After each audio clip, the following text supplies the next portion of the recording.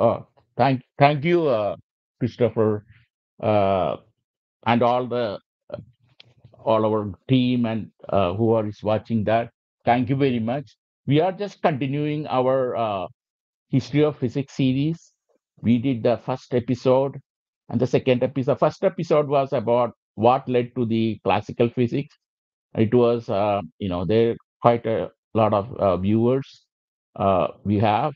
I think we touched upon how the physics came into being.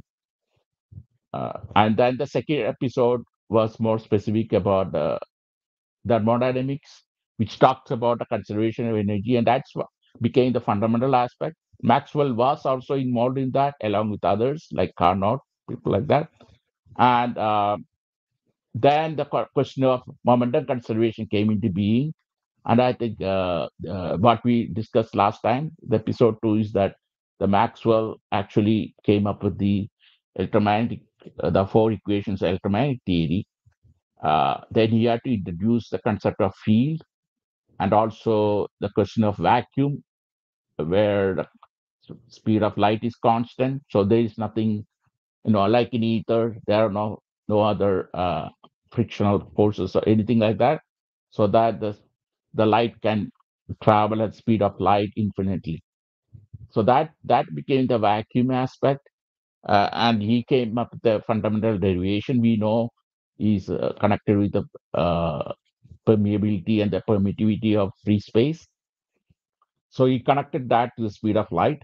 So everything seems to be working, but again, the question of momentum conservation was a big problem, and that is still a problem, like we discussed last time. But what we are going to do in the third episode is to look at, because physics depends on confirmation, so experimental proofs, uh, as well as theoretical proofs. So the structure of atom, that became a fundamental thing, because Maxwell's field said that there is something inside that's generating all this stuff: electric field, magnetic field, electromagnetic field, light, things like that. So, and then, so today the episode, History of Physics, third episode, Structure of Atom, uh, you know, we are going to discuss that. And I just want to mention that I have put the auditorium discussion because we eventually want to start like Hawaiian Conference, World University type of thing. And we think that initially there will be a philosophical discussion that the holy grail of physics is the conservation laws. Just want to underline that. So we will be touching base on that again because that's the most important aspect for the physics to work. So today we are talking about the historical significance of the structure of the atom. So there's something interior to the material that we see mesoscopically. There's something within that that's quite important. That's creating that. The first person to understand that is Dalton, who came up with the atomic theory in the 1803, the 18th century. The latter part of 17th century, beginning of 18th century, kind of. And now, those are something that has come, because now we talk about 21st century, when it is actually 2000. So those kinds of things are there in history. But nevertheless, John Dalton, he proposed the first atomic theory, which laid the foundation for modern atomic understanding. As we know, much like inorganic materials, the atoms form the fundamental basis, and similarly for biology, the cells form the fundamental basis. So there is a correlation between organic and inorganic, or living and non-living aspects. So it has become very fundamental, very deep aspects. So the key points in Dalton's theory is atoms are indivisible and indestructible. So he came up with the idea that atom is the smallest one. It cannot be anything smaller than that. All atoms are identical mass and properties. So they all have the same mass and properties, and they form the network. And then compounds are formed by combining atoms in simple whole number ratios. So again, he came up with these rules, And so Dalton's theory provides framework for understanding chemical reaction conservation of mass. So talking about chemical reaction, just want to mention about Avogadro number, which says 1 mole of mass will have six to the approximately 6 times 10 to the power 23 atoms. So there is a lot of chemistry involved and correlations. And the Avogadro number later on, Christopher also is going to expand on that, how it comes to the newer understanding of the space. And then I talk more about the time later on. But in any case, Thomson's came up with the discovery of electron, the latter part of 18th century to the 19th century. So it is actually after Maxwell. If you put the historical perspective, uh, it is only after the Maxwell that really the electron was discovered. So Maxwell, if he had known, he would have changed. He would have considered a totally different way. But it kind of what you call justified Maxwell equation. So it became stronger actually, and that forms a fundamental basis for all the physics, mathematical physics. So J.J. Thomson discovered electron using cathode ray tubes. So at that time, they knew something was going on inside. Some, things are going on, and we eventually became what we call particle physics eventually. But the key points for Thomson's experiments are the electrons are negatively charged particles. So he applied voltage, and he could, pull the pull from the atom electrons and accelerate it towards the screen, and that showed up as scintillation screen. The plum pudding model that Dalton proposed, uh, the electrons were embedded in a positively charged particle. So he said that, of course, if there is a negative particle, there should be some kind of a positive particles, but he considered like a plum pudding. So it was not a separate thing. It's kind of a mixture of things. And the significance of the understanding of the uh, charges within that plum pudding model of the atom is that it challenged Dalton's indivisibility aspect. So now we have charges inside, so they are not no longer indivisible. And now we have to understand a lot more about the subatomic particle. So the electron was the subatomic particle. Even now, we think the electron is the smallest one. There are other forms of electron like tau electrons and muon and all that, but they have different mass and charge. So electron to mass ratio became very important aspect, and that was calculated.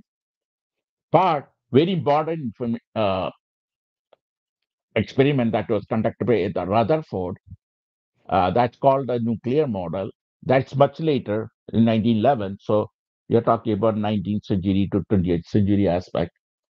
So Ernest Rutherford, who was a New Zealander, Britisher in New Zealander, he conducted a famous, whereas Dalton was actually a Britisher uh, in the UK. Uh, so, so you have different countries now involved all over the earth, involved all this experimentation and the physics aspect. So it has become a global phenomenon now. So Ernest Rutherford conducted famous gold foil experiment. We'll go over that a little uh, more detail in this one we'll spend, because I feel that actually actually promoted and also inspired people to come up with the large hadron, the colliders and large hadron collider, because very similar structure, but it's a larger version of that. I just want to mention it. We are not going to go into detail about that. But the key points for Rutherford was the atom's mass is concentrated in a tiny, dense nucleus. So we'll see how that came about, how that kind of interpretation, and that the electrons orbit the nucleus. The significance is that Rutherford's model replaced the plum pudding model of Dalton and then even of Thomson to some degree.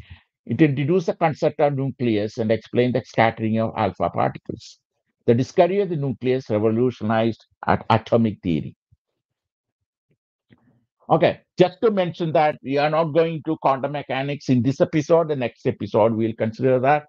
But Niels Bohr immediately around that time, after Rutherford, he proposed a model with quantized energy levels, and there are reasons that we'll consider a little more the next episode. But the key points of Niels Bohr was that electrons occupy specific energy levels or shells around the nucleus, and they can jump between energy levels by absorbing or emitting photons. The significance of that, the Bohr's model explained atomic spectra and stability. So it was very important that you have to provide certain energy for it to emit. It's not a continuous spectra. So Bohr's model became key aspect to lay the groundwork for quantum mechanics. And the quantum mechanics they, later on was taken up on just few years later. And remember that Einstein was around that time, so there was lot of connection between quantum and relativity aspects, and we'll consider a little more the next episode.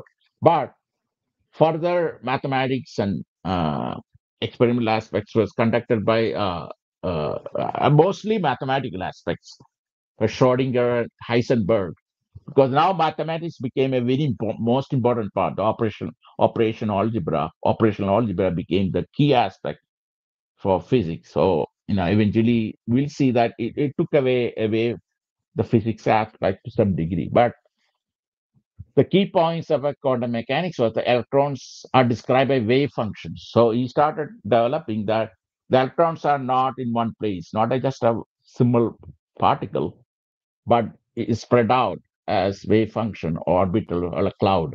The absurdity principle then came into being. Heisenberg said that we cannot precisely know position and momentum at the same time. Okay, so he came up with fundamental equation that we'll see later on. Significance is that quantum mechanics provides a rigorous mathematical framework for atomic behavior. So it is essentially a mathematical framework that's explained all the way to standard model.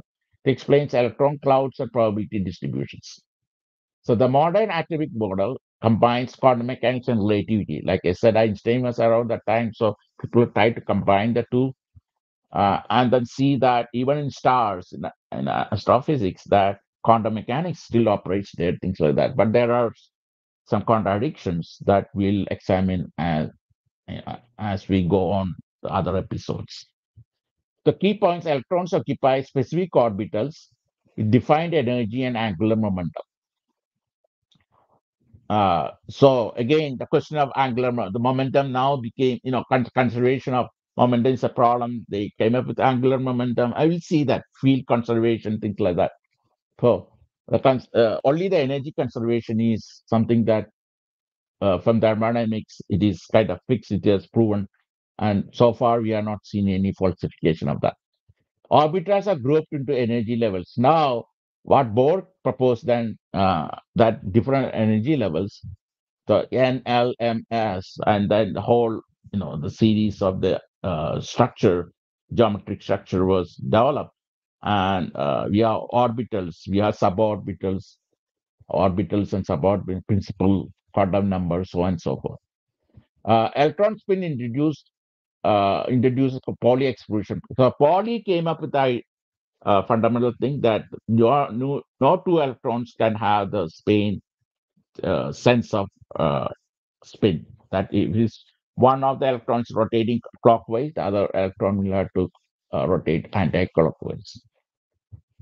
Again, in the history of physics, we won't go too much in detail technicality of physics, but we just mentioned that to the degree that we can understand, in general what that is. But there are lessons, and they're huge lessons, and also we'll have further presentations that will expand on the actual physics and details of that.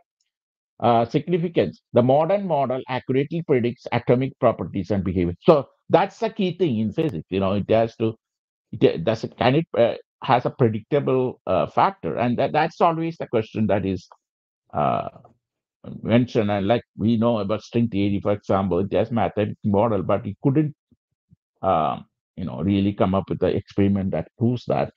Also, the predictability aspect is still very much in the play.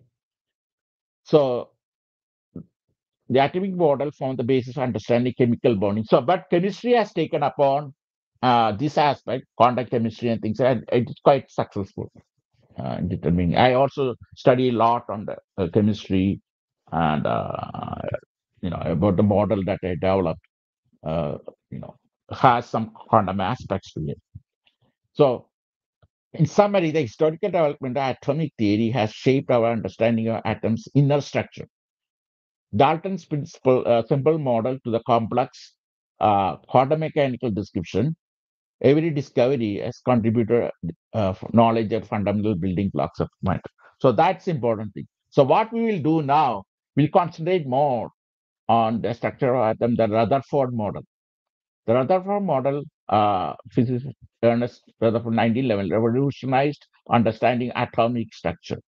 Rutherford envisioned the atom as a miniature solar system. So it's very similar to the solar system. By then, the heliocentric model and things had developed with Copernicus and all, you know, away from Ptolemaic model, and still that's in play. But so he said that very similar, macro structure and the microstructure have very similar correlations.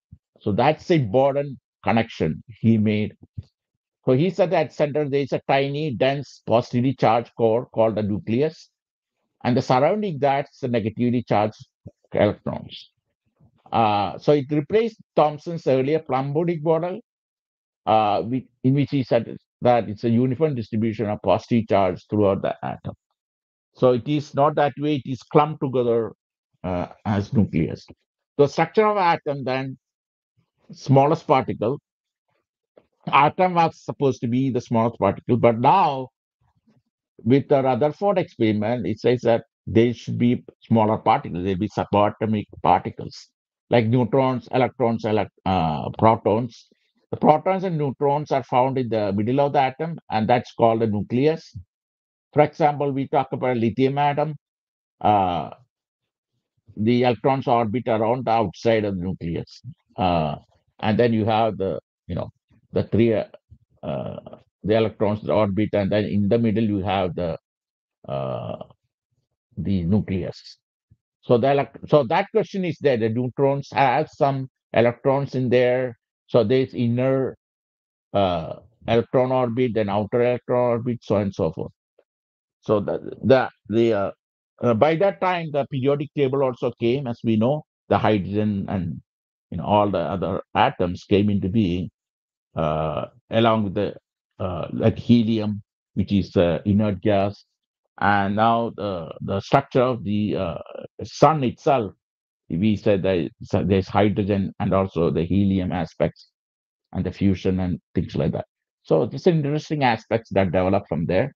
But essentially, we concentrate again on the gold foil experiment that Rutherford performed. It's known as the Geiger Marsden experiment. The Geiger counter is something that's used for radioactive materials. That was originally by Marie Curie and other people that have developed understand more radioactivity aspects. So some kind of a radiation, like even like black body radiation. So this was using the alpha particles. That was quite alpha particles emit this radiation, and they provide the radiation source, and he used as a probe to explore the atomic structure. So he said that if Thomson's model is correct, the alpha particle will pass straight through the gold foil because everything is uniformly distributed. There's nothing stopping it. However, Rutherford observed that most alpha particles went through the foil without significant deflection. That's true. However, a few were strongly deflected or even bounced back. So some of the alpha particles got deflected at different angles, didn't just go through straight down. But even some of them bounced right back, such a something very heavy thing is there in the middle. These unexpected results led Rutherford propose his atomic model.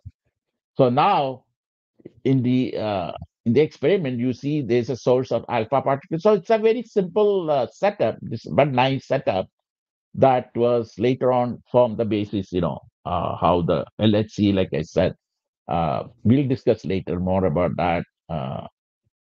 But essentially, that form the alpha particles, and then you have a thin gold foil. And if the Thomson's model were correct, it should go right through. Okay, and you have a circular fluorescent screen that will illuminate if they hit on the screen. So if I found that most of the you know particles are deflected because they scintillate this screen. Uh, but so we'll expect that goes through like that. But instead, he said some other deflected, scattered alpha particles, some other year. But some of them are deflected right back, almost like a mirror. Or there's some heavy thing that is kicking it back. So that became the critical aspect. So that was the key thing, and is scattering alpha beta particles in philosophical magazine became very fundamental publication. And then he had the Nobel Prize. He was awarded, and his lecture also highlighted that became the main experimental aspects of the physics itself. Okay, so we just want to expand on that little more to understand that how the radioactive source then produces a beam of alpha particles as we see as a different angle, different perspective of that. So gold foil, and here there's a detector.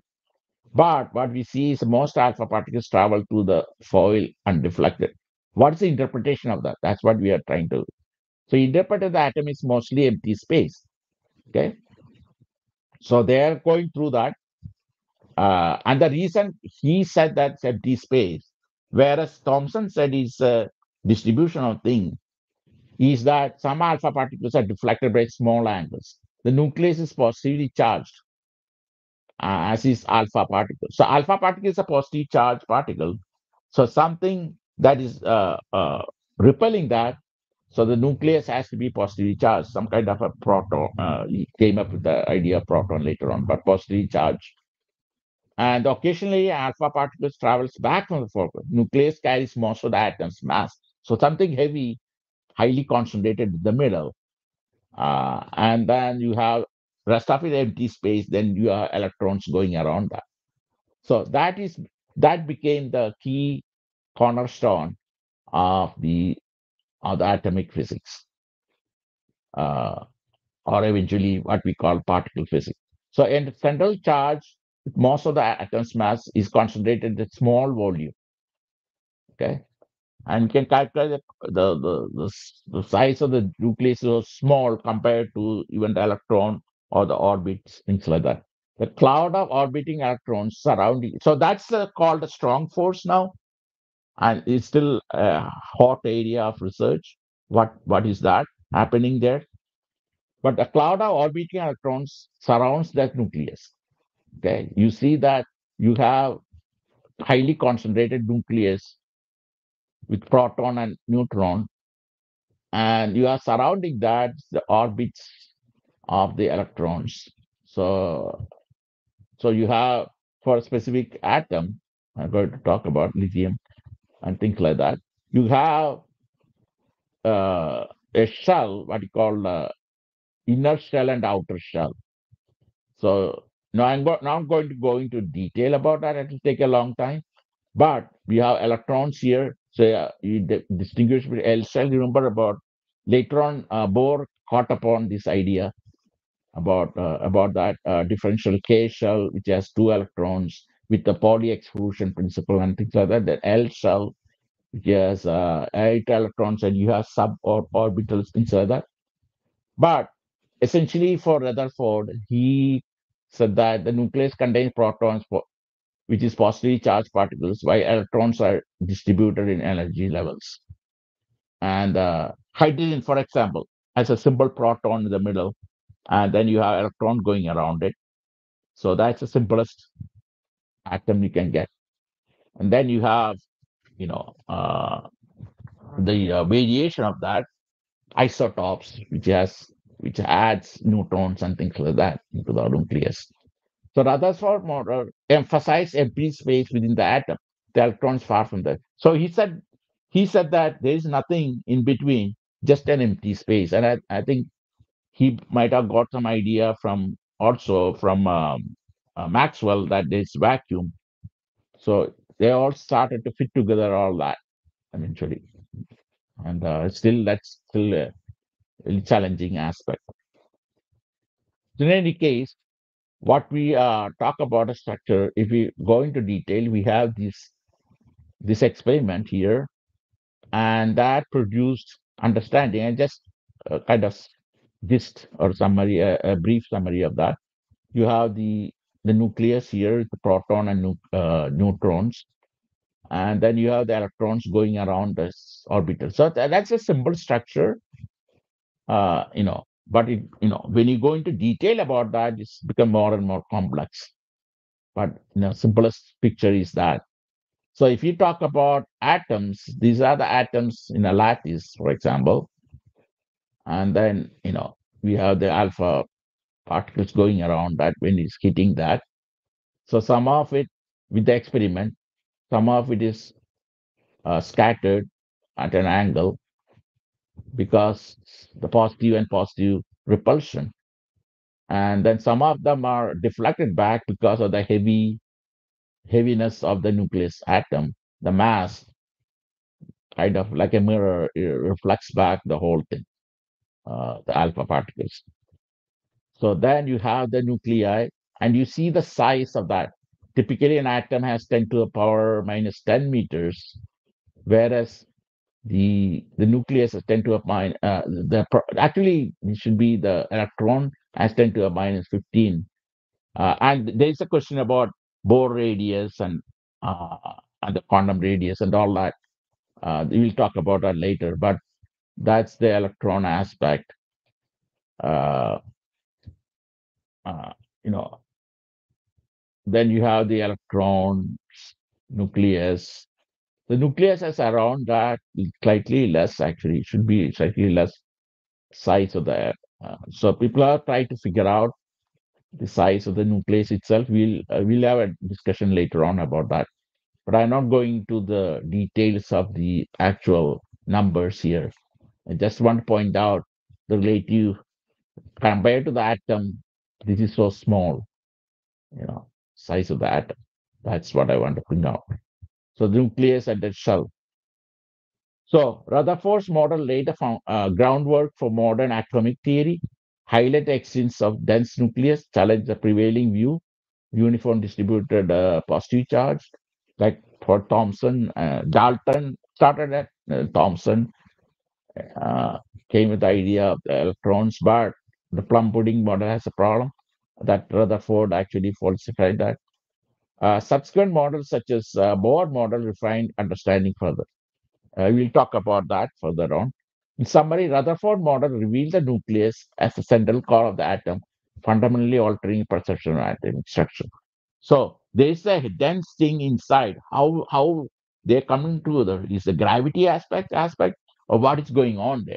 It's much more stronger than gravity. So we have now the four different fields or the structure, and the idea of field came from Maxwell itself that there should be a strong field within that uh, the nuclear aspect, and of course we know later on they're able to create atomic bombs, things like that, which was uh, the nuclear physics came into being, where you can uh, actually discharge very high level of electrons by this process, and it's essentially proved Einstein and the previous aspects of equivalence of energy and mass E equal to mc square.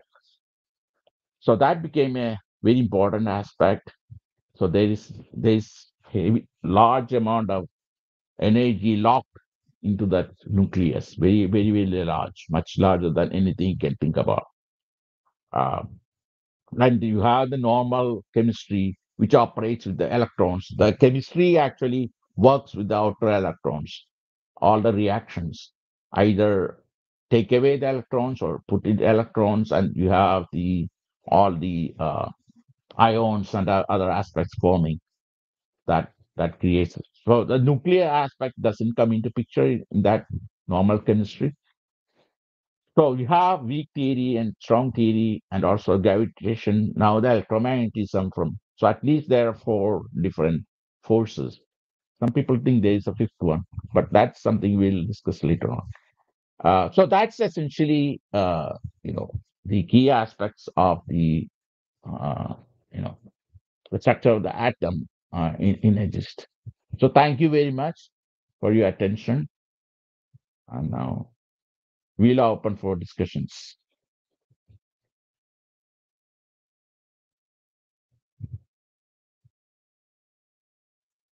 Thank you. Okay. That was very interesting.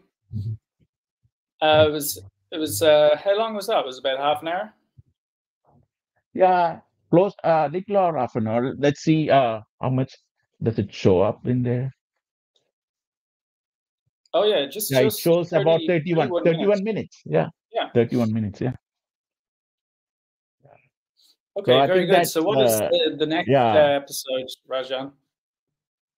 The episode, the next episode we are discussing with Christoph earlier that we want to tell everybody that we won't be here next week. I won't be here. So we won't have a tech section next week on the 18th. Then we'll come back on the 25th. We'll be discussing more about that because we'll be signing off soon. And then we discuss about what we presented today and also the further ones. Also, I and Christopher as a project on space and time, and then we'll be proceeding with our problem solving things like that. And then after that, we won't have after the 25th. We won't have it on the 1st of June. Again, I'll be on travel for a graduation of my child, and then medical graduation.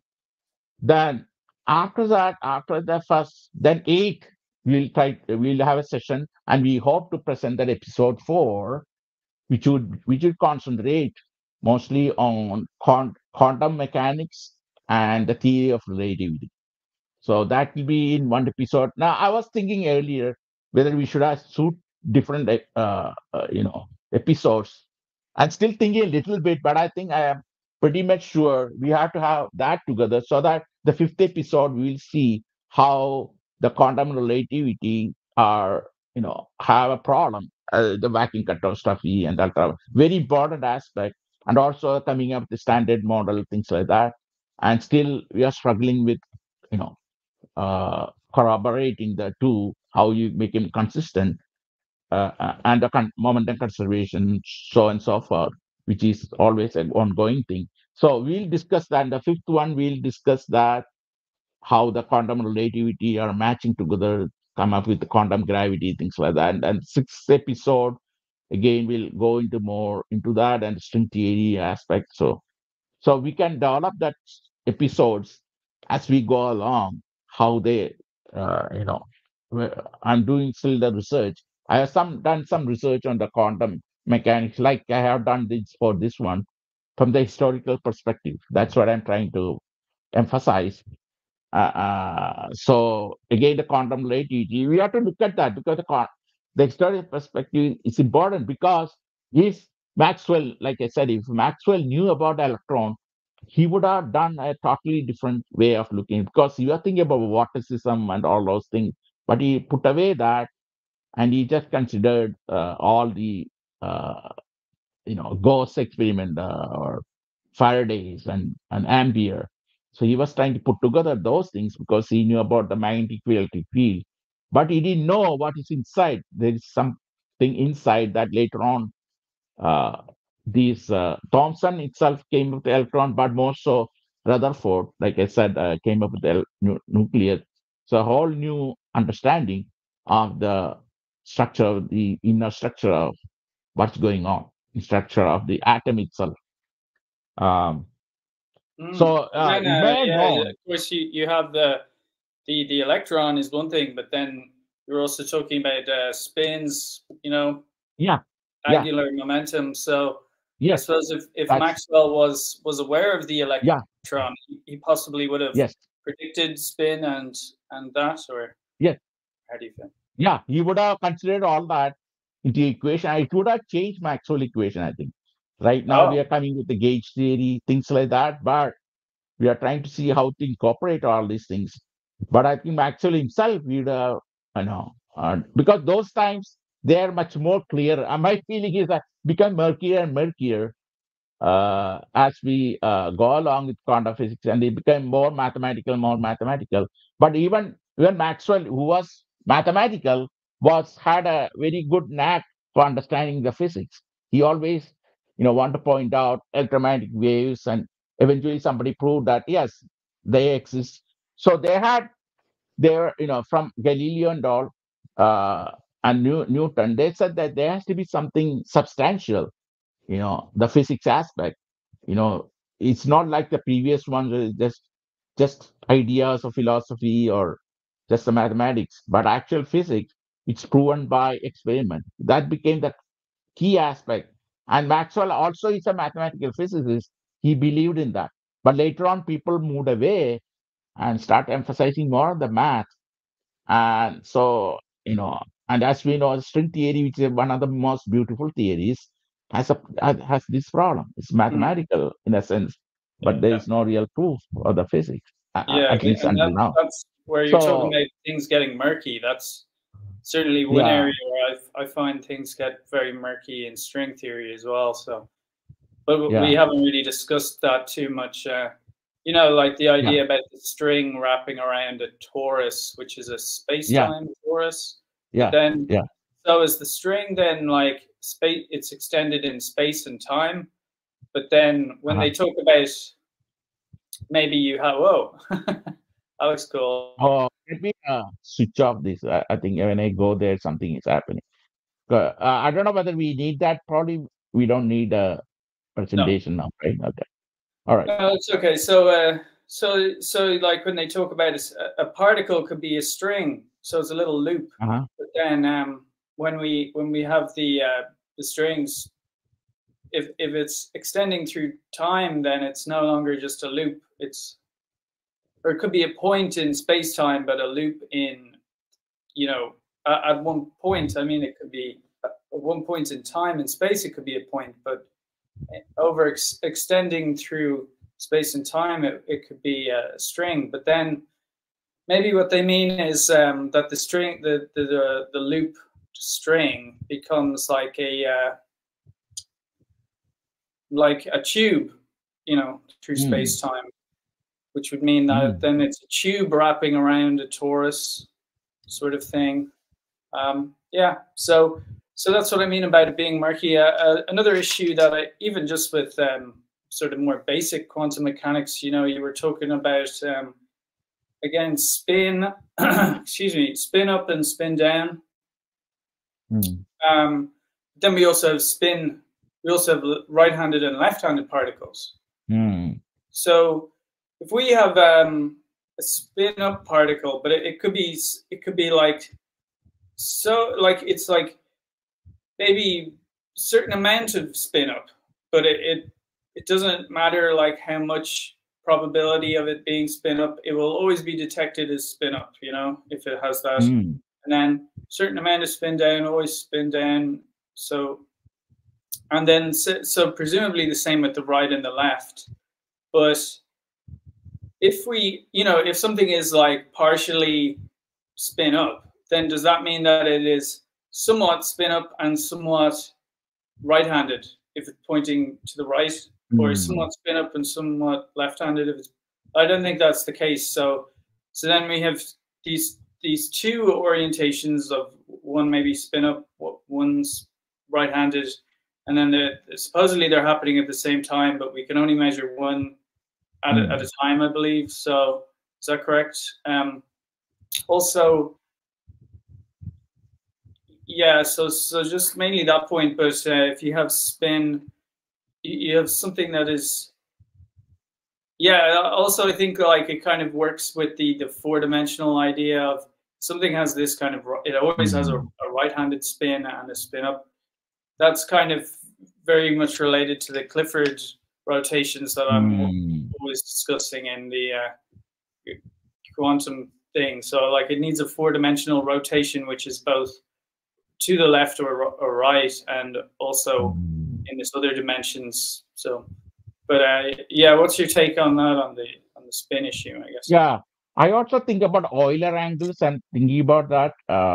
But the main thing is that it may not be planar. You see that if it is rotating, the spin we think is up and down in the same plane. It may not be coplanar. Could be three-dimensional. So that it is orienting like tensor here and something here. They are 90 degrees, probably like a polar triangle or something. But they are not canceling. They are not the same plane. So they are orienting a different location. That's where you have four-dimensional torus and all come. And if it is four-dimensional, even more complex than that. So you have the complex part coming into picture there. You are Cottonians, and that is, you know, uh, and how they become like rotation. I know you need three certain rotations in order to create the same structure, right? Yeah, So the Clifford yeah, the same forest. orientation. Yeah, Yeah, so the rotational aspect come into being, how the rotations happen. So I think it's much more complex because right, this the spin up itself can rotate in certain plane like that, right? right. The Yeah. spin down can rotate in another plane like that, independently. And if it is doing that, that means they have a certain combination. And then your right-handed and left-handed aspect come into picture. So Uh-huh. we have to have three-dimensional, four-dimensional picture to understand how these rotations happen. Oh, And well, these Rajan, rotations, they may have is it eigenvalues true in the that a sense that particle not, can be both yeah, spin up and spin down or something? yeah, you have what is spin down, spin up, So if you define that with respect to some coordinate system, Yeah. so we are looking at certain coordinate system, and based on that, we say it's a spin up because I am calling this spin up, spin down, right? But Okay. that's because of certain coordinate system we uh, discussed that. But so Okay. that's where gauge theory and all come into picture. Suppose we take out the coordinate, Right. generalize that, then we have a totally different picture. It's Oh. not really spin down, spin up. But What does it that, become then? yeah, that's where the right-handed, left-handed come into picture because the right-handed and left-handed will define, for example, define the certain coordinate system, and with Oh. respect to that, we say spin up, spin down. You see that? Oh, so this is getting into So like electroweak symmetry breaking or something with the yeah, particles, the so the antiparticles, uh, and the so that's left-handed why you spins may and the not right-handed. have, yeah, that's the reason you may have right-handed thing particles, not left-handed things like that, right?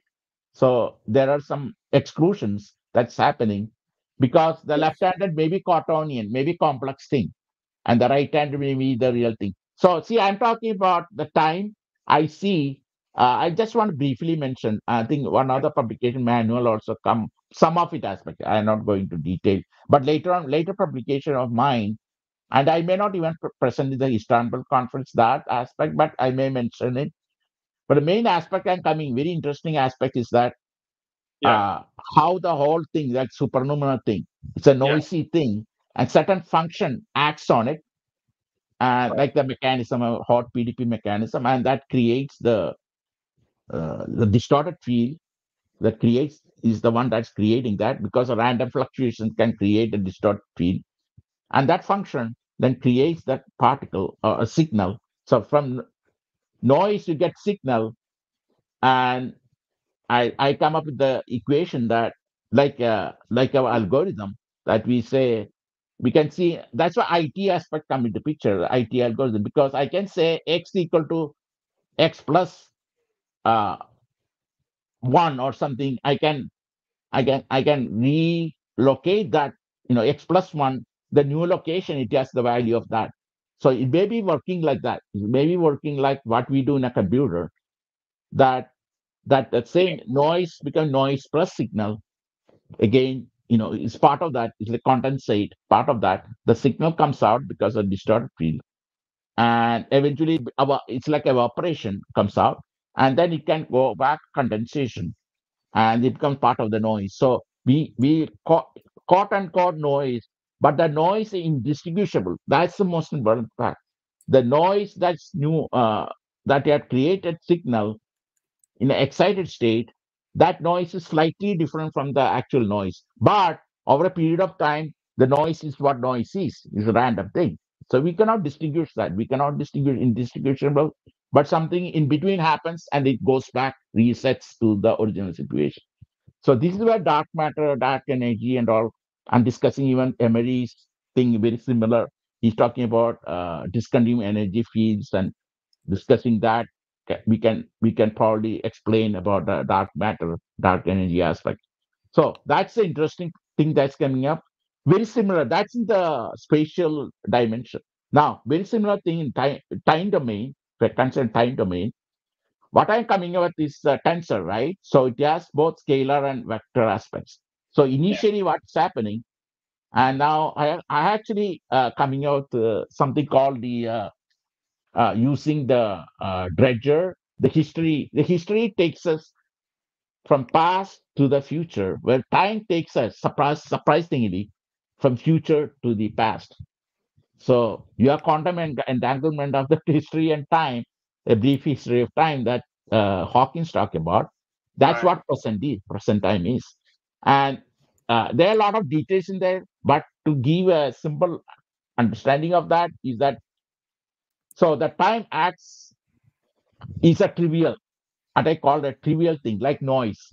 So always the time is trivial thing. It's like noise all the time. But what happens, certain function acts on it and creates a vector time out of it. And that's the future aspect. The vector time is like a multiverse. Many things are possible. Like I said, umbrella model, things like that. And then it entangles with the past and creates, collapses the wave function into a scalar thing. So that becomes the present. That becomes the real part, the real present that I look at. Okay, I look at it's going to be 10 o'clock here. But but the future, before that, I was thinking about that, is a lot of the possibilities, like a vector Yeah, but possibilities. When you, what about the I arrow said, of time said, and entropy? yeah, many possibilities collapses to the scalar value that we see in But our clocks. what about the arrow of time and entropy? Yes, entropy. Yes, the entropy comes in the picture, much like the energy. And the quantum energy, again, is that, there are different energy levels, all these are possible, and then But what do collapses. you And want? because, What do you want time to be a vector if it's got a direction, past to yes, future? yes. So Okay, there's so why a does there's it a vector. collapse into a scalar then? Shouldn't it collapse into a vector? So what happens is that scalar is moving, right? But it is dictated by the vector. There's a vector, and I think we have to discuss further. Presently, the finally, this for the scalar is the space vector that's pointing it. The space vector is saying that Yeah. it gives which way that time is going. The space vector is dictating. That's where your understanding of the four dimensions, the hyper dimensions come into picture. And we have to work together. I mean, eventually, I think there should be a vector or spatial vector that's pointing that scalar time and is saying that which way that time is moving along. So you have the arrow of time defined by the space vector. Because events are happening. You see that the space and time coming together, the events are happening. They detect which direction the time is going, and then and then we take into account the fact that Yeah, I the suppose time you'd itself have is to write that out in a formal way, yeah, not yeah, just because like we're just discussing it here. But yeah, so yeah, because yeah. Lot of I'm things to do. Lot of a little things. bit. Yeah. Yeah, I mean, there's a lot of different things, but I mean, on the issue of remember we were working on the time aspect of the Mobius strip.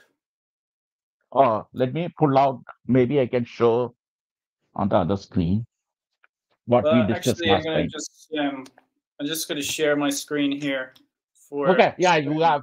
Yeah, that's much better because we together we said that only certain things can happen. So I think you have that. Okay, you can show that. Yeah. I'll just change the aspects here. So, well, one thing, I do have a small graphic that I drew a while back of the Mobius helix. So I might as well. How do we fix this? So I don't know. Okay. Kind of there in the corner. It's pretty tricky. See it there on the 3D. Oh, on that other corner. Okay. Yeah. So that would be the concept. You see the way it's coming up Mobius and then a half okay. twist as a helix, but it's also a Mobius strip. So, and then we'll present the work that we were looking at before. Yeah. Share the screen. I suppose I'll just share a window maybe. Yeah, and the last video, the last week's video has some of it. Yeah. We discussed and we said that only, you have a lot of corrections you made. Thank you, Christopher. So we'll go with the corrected version. Oh, well, which correction versions were you thinking of? No, in our videos, what I discussed, with my thing, I was writing, and then we corrected a lot of things. Yeah. Well, this is it. I'm trying to correct constantly, just correcting things, or else we don't, we're not going to get anywhere. And that's how we progress, right? Yeah, exactly. It's through our corrections. So, oh, excuse me. Let me think now. Where are we? So I think, is this the right place to start is the question. Did a lot of this stuff. So I assume this would probably be the correct place to start. If I don't think I need to run them. I don't need to run that, do I? Skip this one. I don't need that. So we were, yeah. Oh yeah, so I redid all of this work. Or is it right to say redid? I actually just went through and finished this stuff. So this is about the sort of the S8 Lorentz lattice transformations we were discussing. Now I'm not sure if that's in this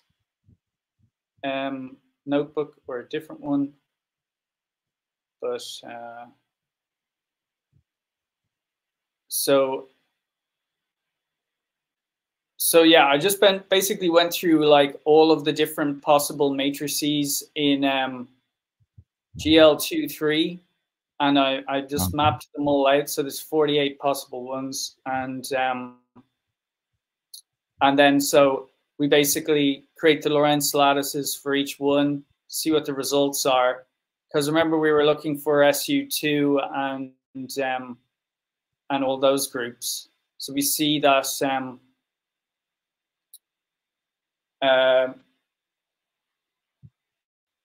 it's a little bit tricky to decipher here, but maybe is it connected with that 24 cell also? Is it connected with that exactly, 24 cell also? And I think it's the Lorentz group.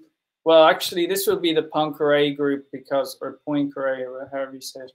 So if we take the first matrix here, it gives us, it outputs, like, so when we transform our original Lorentz lattice, which are just the colors, different colors here represent different numbers from 1 to 9. That's all that is. So it's just a 3x3 grid of points that is transformed using the matrix. And so here we know that here there was 4 transformations. It went from like a forward one, and then it begins to rotate, and it rotates around 4 times before it comes back to the beginning, I think. Let's just make sure that that's correct. Okay, this goes into a kind of a magic square transformation, then it's backwards, then another magic square transformation, and then it's back to its original position. So that is actually only Technically, that would be like 1, 2, 3, 4. I suppose that is 4. So we were considering that SU2, but I'm not entirely sure if that's correct anymore, because if we look here, got 2, 2, 1, 2, this matrix, and this produces 8, 1, 2, 3, 4, 5, 6, 7, 8. So it's 8 transformations. So that would be, if that's SU2, then therefore 720 degrees of rotation. Each matrix is a 90-degree rotation, which would mean that one that has 4 degrees of rotation, if I can find one, here's one with 4, 1, 2, 3, 4. And if they all had 90 degrees associated with them, that's just 360. So this would be a spin 1 particle, or a spin 1 particle associated with a Lorentz lattice transformation. But here we see that there's spin 3 particles, which don't, well, not spin 3, but that it would go like 90, 90, 90, but that doesn't take us anywhere. That's like, does that mean it's coming back to the same place after 270 degrees of rotation, which would be, I don't think there's a particle like that. And if you see, it breaks it anyway. The Lorentz lattice becomes a kind of a mess. So I don't know what that is. So maybe if you look here, we have 5 matrices that have a spin 2 characteristic. So that would mean that they are close to, they should be gravitons. Right? I don't see an example here, but it does. No, you could have a Gauss particle. You could have a Gauss particle. Sure. I don't know. Yeah, but I mean, it's just odd that there's only 5. It's basically saying that out of the 48 particles, there's 5 gravitons. That sounds a bit strange. And if we're saying that 8 is the number of fermions, right? Because spin 1/2 for the fermions, but we only get 4 fermions. I mean, that's a bit odd, no? And then we have 22 spin 1 particles. That seems a bit strange. And then 16 of these, what do you call them? We don't know what they are. Spin 270 degrees. We could work out a name for those. Maybe spin 1 1/3 or something. I haven't come up with it. What is this? Some kind of a exotic spin. Right. Yes. And then finally, we just have one with that is a spin 0. Would you classify it as? Let me just check. It's basically just the identity, so it just comes out as itself. So that could either be a 90-degree rotation. So basically, it just doesn't seem to make a lot of sense overall.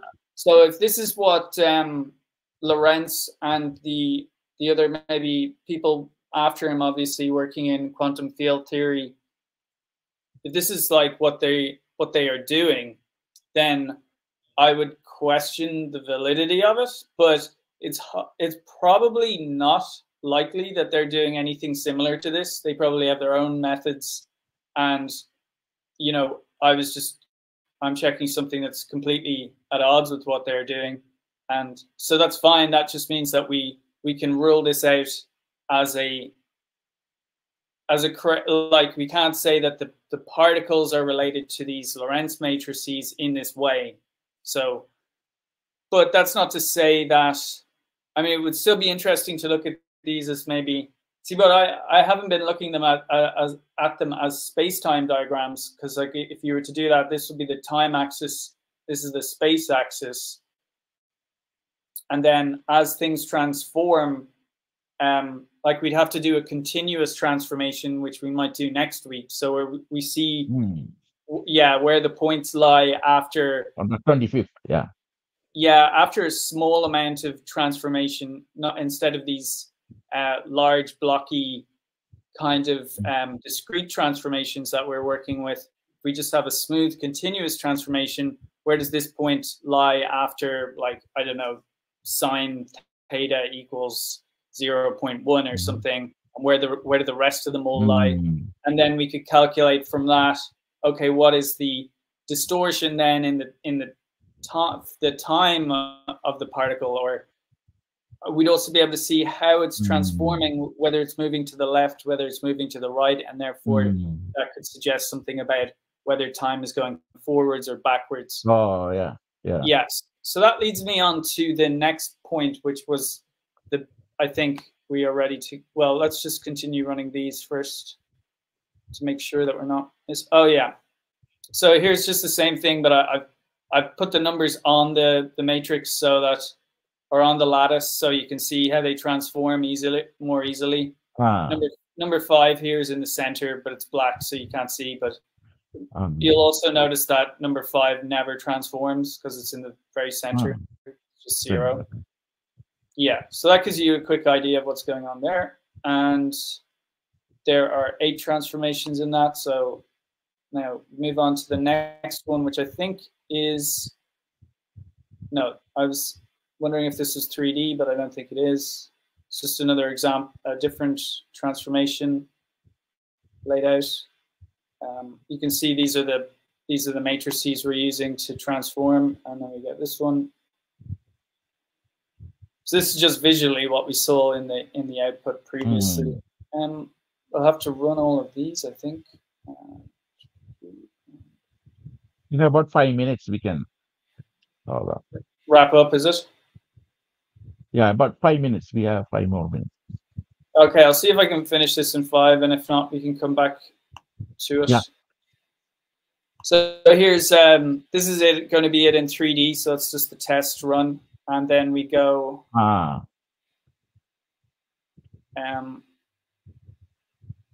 Ignore some of the tests here. Oh, dog, banana. Oh, yeah, exactly. You're describing the configurations or the patterns. That's it. Yeah. So here we can transform it in 3D, you know, using those same matrices. And we see that because I was interested, what would happen if we transform in 3D? What happens if we transform in 4D? And these are the results. Let's run the spins to see what we get. And this seems okay. When you do it for 4 dimensions, I think it completely breaks. So it seems all right. Oh no, we do get a lot of broken ones. It's like broken symmetry. It's not broken symmetry. Is it? I don't know what it is. Yes, I mean maybe it's something. Maybe it's. I was classifying it as essentially just completely broken, like space-time Lorentz transformations. Or fractal. Maybe it became fractals. I don't know. I mean, maybe, but yeah, no, certainly not. So many possibilities. Yeah, there are many possibilities. Certainly not from what I'm doing. You know, like if we look here, but basically this has kind of changed a lot of what we were talking about previously. So, for instance, that you have like, you know, the 4 times 6 issue, because I was thinking that SU2 was a transformation with 4 different lattices in it, but we see that actually SU2 would be 8 in this case. And also I was multiplying, I was thinking, so like, oh, each matrix would create 4 different rotations, but that would actually be 4 by 24 then, which would be way, you know, that's, so it wouldn't be 4 by 6. So this changes the whole aspect of like whether this is relating to 6 dimensions. I would say that this isn't. This has nothing to do with 6 dimensions. That doesn't mean we totally rule it out. We can still have 4 space-time dimensions, or 4 space-time dimensions multiplied by, you know, so you could have like 6 matrices for each of those, which would be, well, we'll have to think about it. 4 to the power 6. Yeah, so there's probably a way around it, and we'll look into that later. But here I think we have, what did we say here? That these were the I didn't really make great notes on this, but yeah, I'm not sure that this is really that important anyway.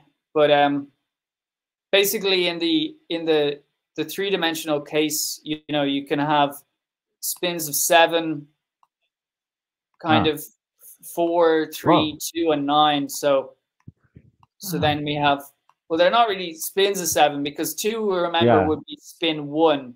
3 was this exotic one. 4 was spin, what did we say? Or was 4 spin 1? Sorry. So 2 is spin 2. And so we don't know what these are. These are like exotic, but so it's a bit strange. We don't have an SU2 particle in 3 dimensions or something. So I don't know what all of that means. Again, kind of interesting from the point of view if we do a continuous transformation of these later and make some animations, we could see some interesting patterns emerge. So I don't know what this is. Yeah, now I think we're into the final aspect that I wanted to discuss, which is really where we began all of this. And then we'll leave it at that, I think, yeah? Yeah. And then we'll continue next week. Yeah. Okay, after so 2 weeks. Yeah. So remember we were talking about the helix and the Mobius loop. So we're going up to the speed of light here. So time is getting slower, and then we pass the speed of light. So we go into imaginary time, and then and space begins to uncontract in a sense.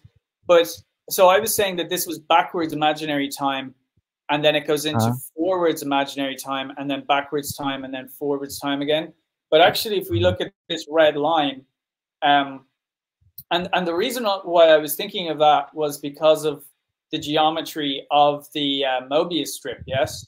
Because when we go around one side, then it flips over, and then the flip is the speed of light. So then when it starts going back to 0 again, that would appear to be going backwards in time. But what we see here, this red line tracks the time reversals and forwards, because like if it's going up like this, time is going forwards. If it starts going back down, time is going backwards, obviously, and forwards again, backwards and backwards.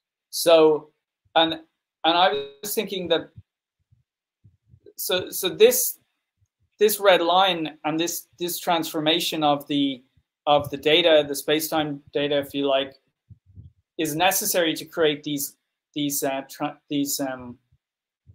Lorentz transformations.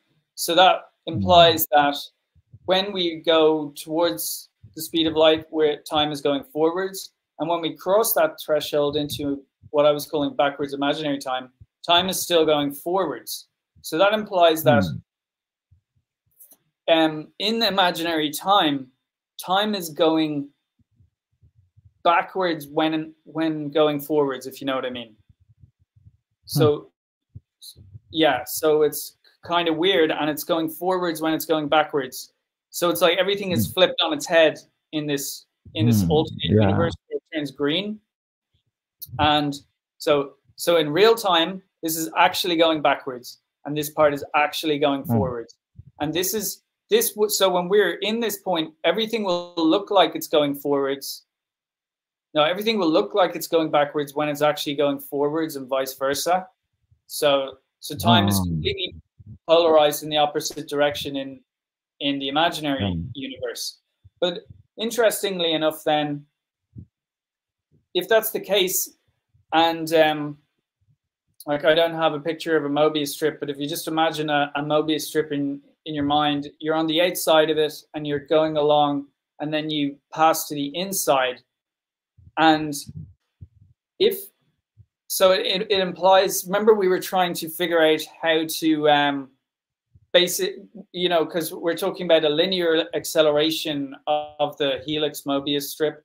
So it was seeming like light is linearly accelerating. It's going at c, then it's going 2c, 3c, 4c, and that doesn't really make any sense. But if the light is going backwards and forwards at the same time in all places, remember we were looking for a way to cancel out the increasing.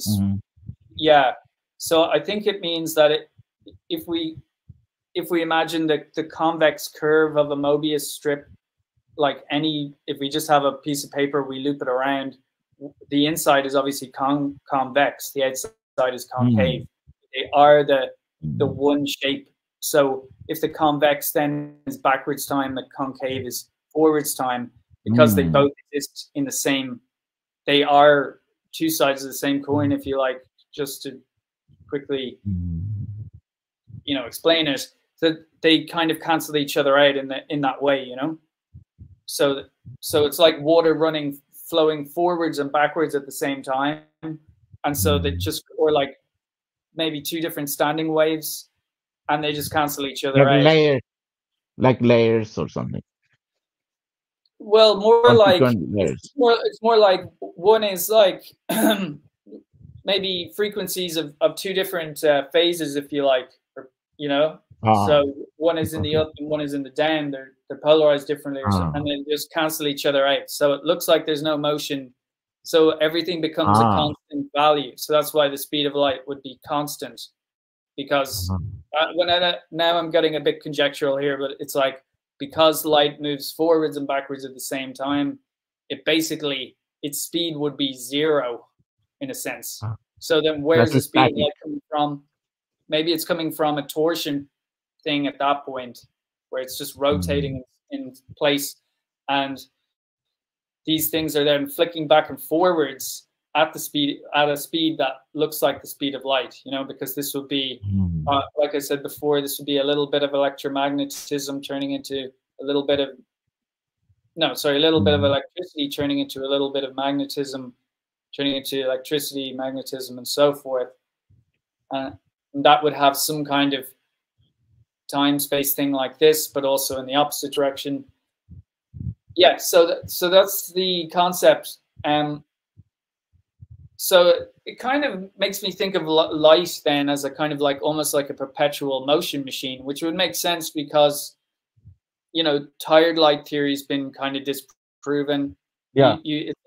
And it's like this thing where it's like a motor, isn't it? A bit of this turns into a bit of that, and it goes on, and it never seems to stop. So so that kind of reminds me of your PDP circuit.